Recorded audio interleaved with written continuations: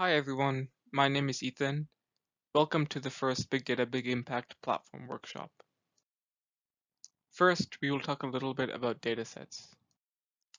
So why are datasets so important? As you'll find when you start working on your projects, datasets are really the backbone of any data science project. Um, Data scientists, in fact, spend almost 80% of their time finding and cleaning datasets, as you can see from the graphic on the right.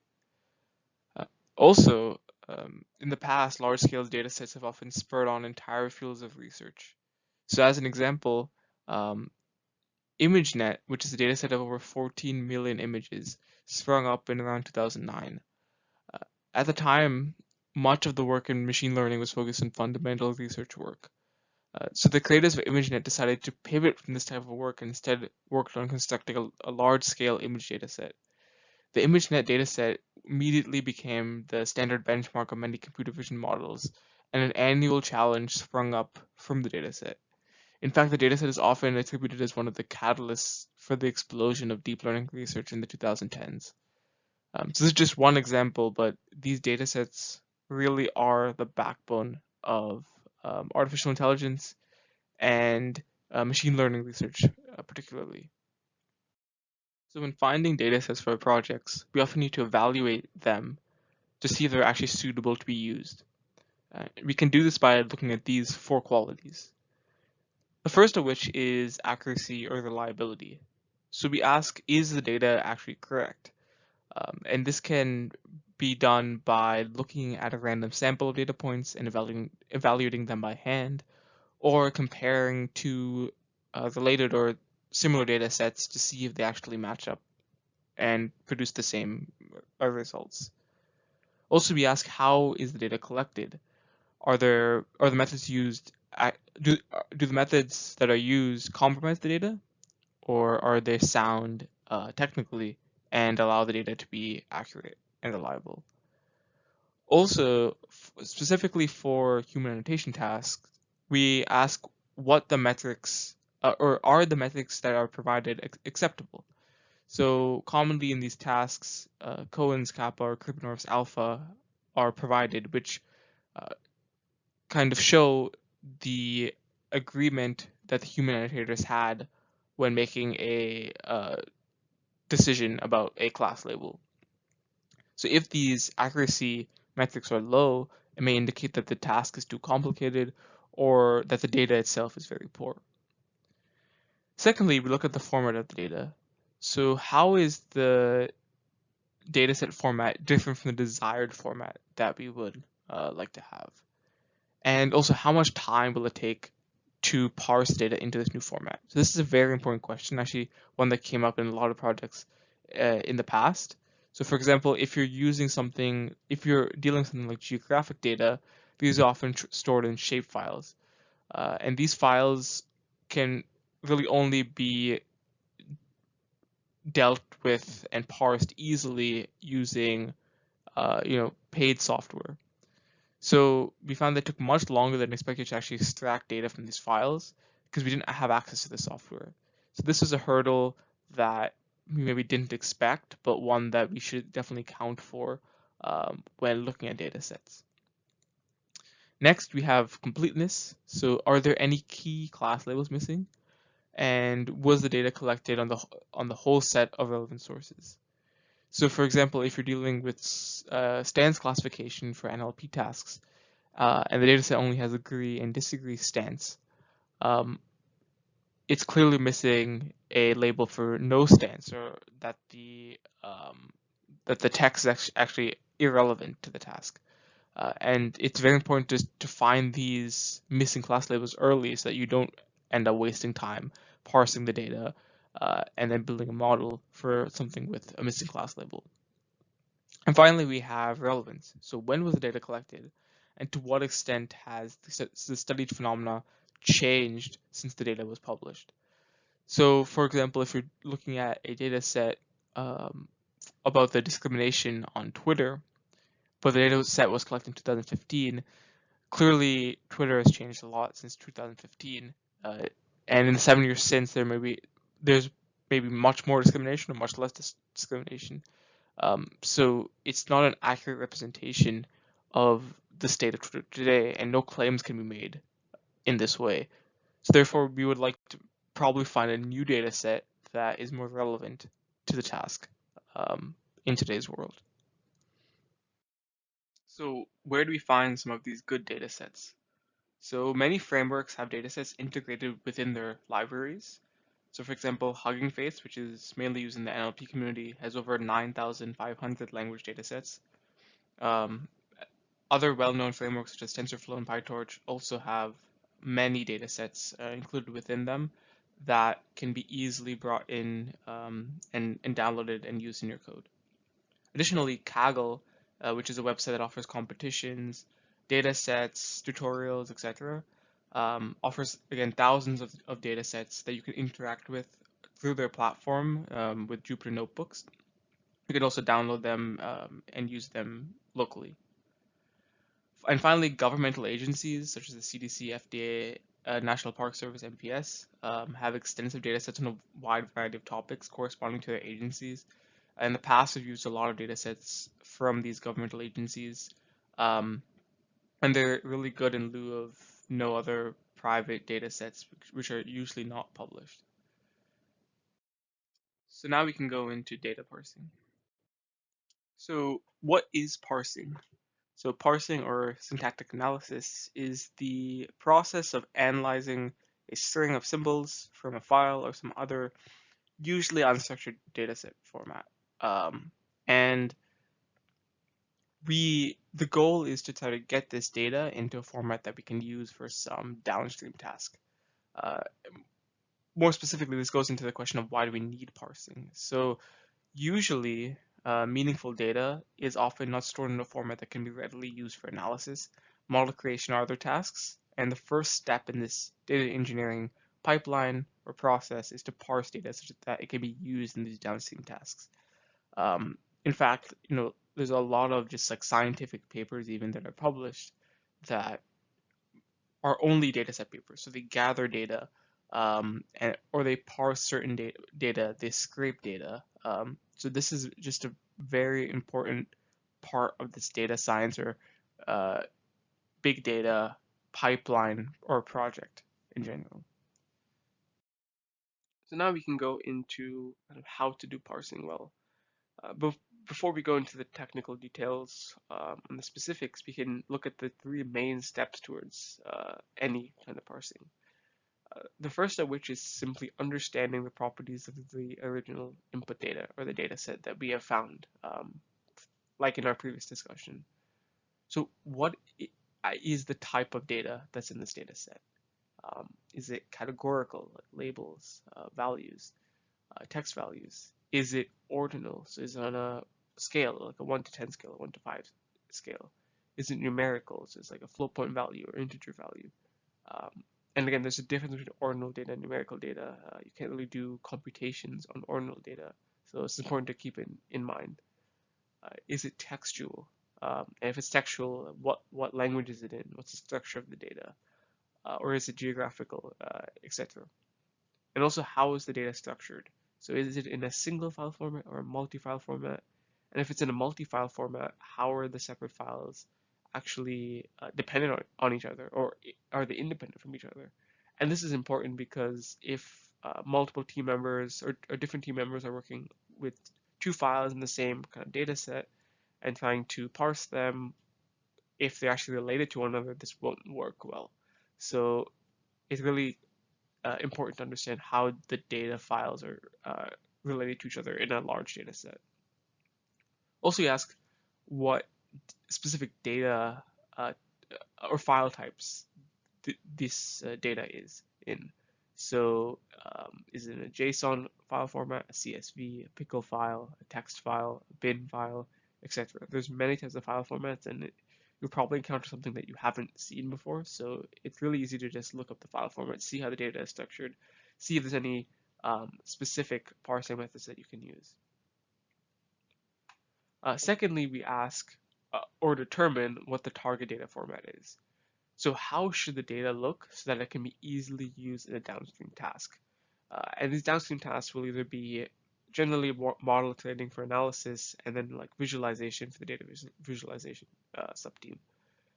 And this involves a lot of communication between teams, between sub teams, and this will need to be a regular thing that you understand at each step in the process what data and how this data should be structured these teams need. Also, this is an important step for actually cleaning up data. So you won't be able to just use a data set and all the data within it normally. You'll have to manipulate data, but also clean up the data sets. So which fields or entries should actually be included in this data set, which should be excluded? Is there any way that you need to combine multiple data sets or use key values from a different data set to index into a second data set? These are all things that you should be thinking about um, during this step. And finally, uh, kind of this is kind of very similar to the previous step, but you need to choose the appropriate data structure for the target format. And this is kind of more into the Python details. So which Python data structure corresponds to the target output format? So this could be a data frame, a dictionary, a list, a series, a NumPy array, etc. Again, this also will uh, again part of this conversation that you have with these other subteams. Like for example, if analysis needs to train a model and they need to convert it into tensors, you probably will give them NumPy arrays, not dictionaries.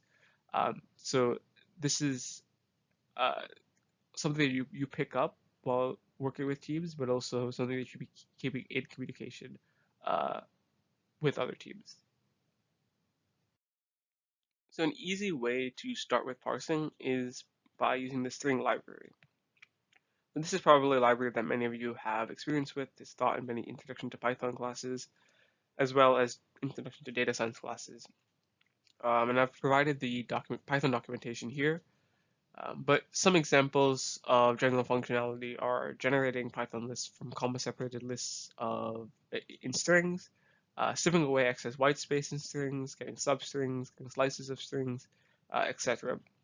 Basically, any operation dealing with list or strings to lists to strings, or just manipulations on strings is normally in this library. So we can now do a quick demo on the string library. So we start with the code on the left and the output on the right. So we start with a string called myString that has names and Romeo and Juliet. Here, names is the label, so it's not actually a data value, but it's a label that correspond to Romeo and Juliet, the data points. So the first step in any kind of process, and this may be with a CSV or JSON file format. In CSV, for example, it's the top row. The top row is usually where the labels are. So you just separate these labels from the actual data values. So we do this with calling split, the split function in Python, which essentially creates a list of all substrings split at the character provided or the string provided. In this case, it's simply a colon, so we split names, and then we split the string Romeo Juliet, as you can see in step 0. Uh, and in step 1, we simply index into this list, and as you may know, Python lists are 0 indexed, so getting the element of the first index is simply the string Romeo and Juliet, as you can see printed in step 1. Next, in step 2, we now need to uh, separate the data values from themselves. So we separated um, the label from the data values, but now we're to separate the individual data values. So we do this by again calling split with a comma because Romeo and Juliet is split by a comma, and we see the output as a list of Romeo and Juliet separated. And I should mention that this would work if you had 3, 4, and number of names, all separated by commas. You would still get a list that looks like this, just uh, of length n. However, from step 2, you'll notice that these names still have white space, um, extra white space at the beginning of them. So what we do to strip away this white space is called a strip function, which essentially just removes any excess white space. And we do this within a list comprehension, so we can do this for each of the strings, so Romeo and Juliet separately. And the output is again a list of just these values, Romeo and Juliet, without any white space. And this standardization procedure is critically important in any kind of parsing or data manipulation or data pre-processing kind of work, because the data is actually not the same. It may be hard to look it up or to compare data or to create training instances for a machine learning model, etc. It's really crucial to standardize all data, especially text data. But also, if you have numerical data, you may need to normalize it, or you may need to perform some other kind of manipulation on it. So this step is really, really important. This is a very simple example, but it comes up all the time in data science. Uh, and next, we just simply print out these values using the format method, and we get the result on the right. So now we can go into some more complex parsing, and specifically we'll be talking about regular expressions or regex. So these expressions are a way to describe text patterns easily. Um, and this is just a very simple overview of regex, which is a very powerful and useful programming format, and it's used in many languages. Um, and it's extensively used, yet also there's a lot of rules and a lot of things you can do, powerful things you can do with it. Here we'll just be covering some of the very basics, so that you can kind of expand upon your knowledge base of regex as you go into your projects. So we start with just anchors. So these kind of anchor the start and end of the expression that you're looking to match with. So for example, if in the first example we have the caret, which is the start anchor, and so this expression would match to any string starting with first. Then we have the dollar sign, which is the end anchor. So it matches to any string ending with last, as we have the dollar sign at the end. And then if we have both of these signs in the expression, we'll be matching to the exact string within them.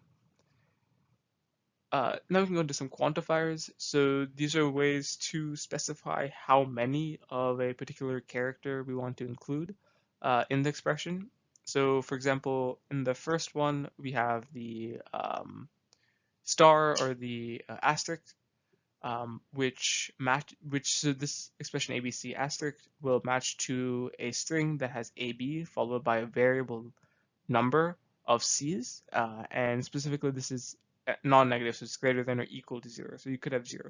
So AB would match to this.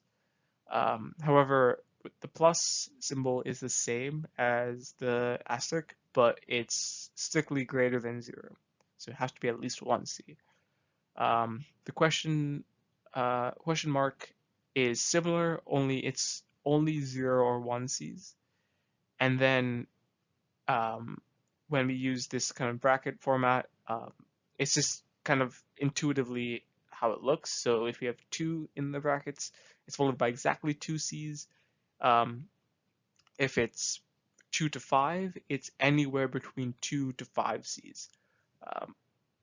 And there's also a lot of other stuff you can do with these brackets. So if you have like 2 comma, it's 2 or more C's, etc.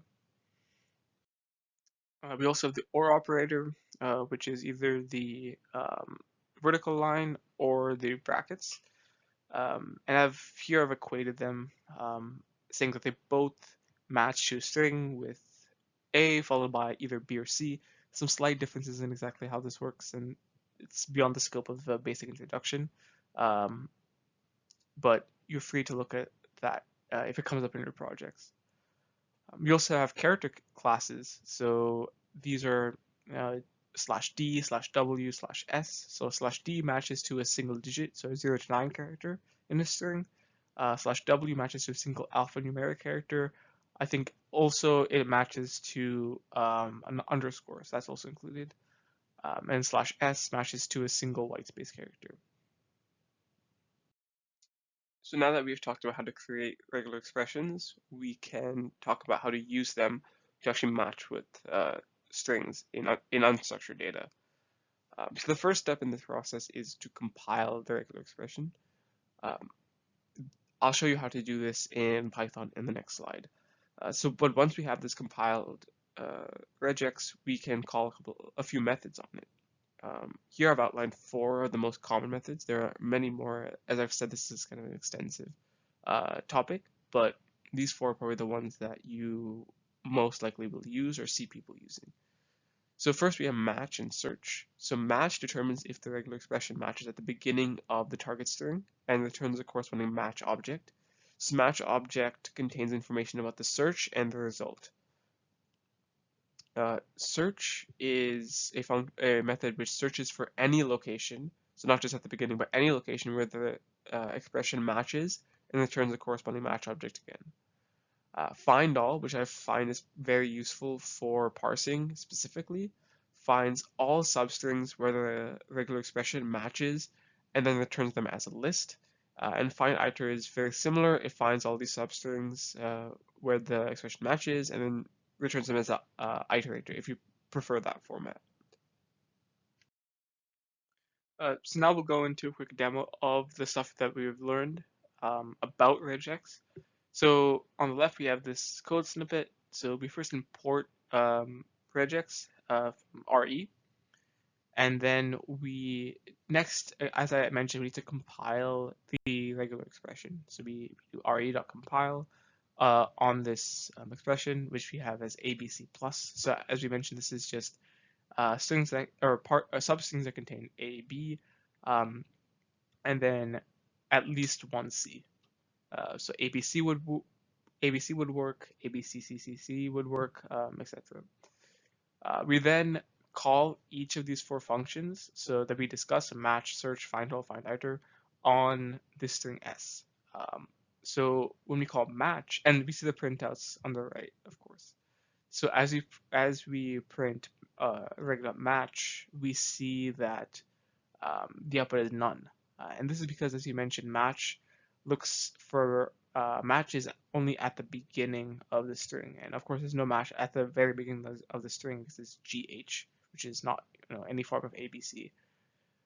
Search, however, does find a match and it returns a match object where the match is ABCC and the span is 37. So that's exactly like the 3rd index in the string to the 7th index.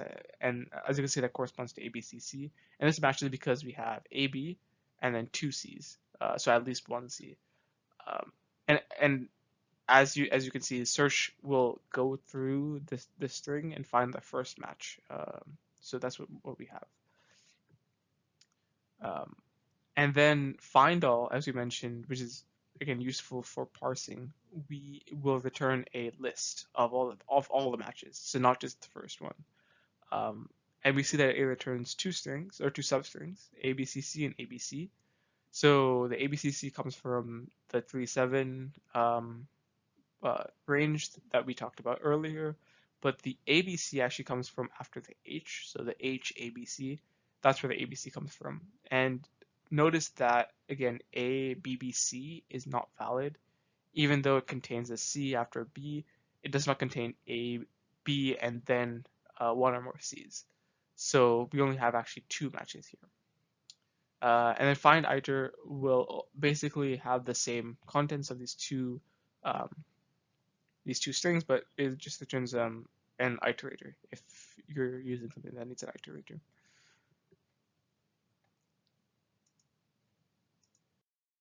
So finally, here are some more resources about regex. So the Python docs, as well as some other online tutorials, and also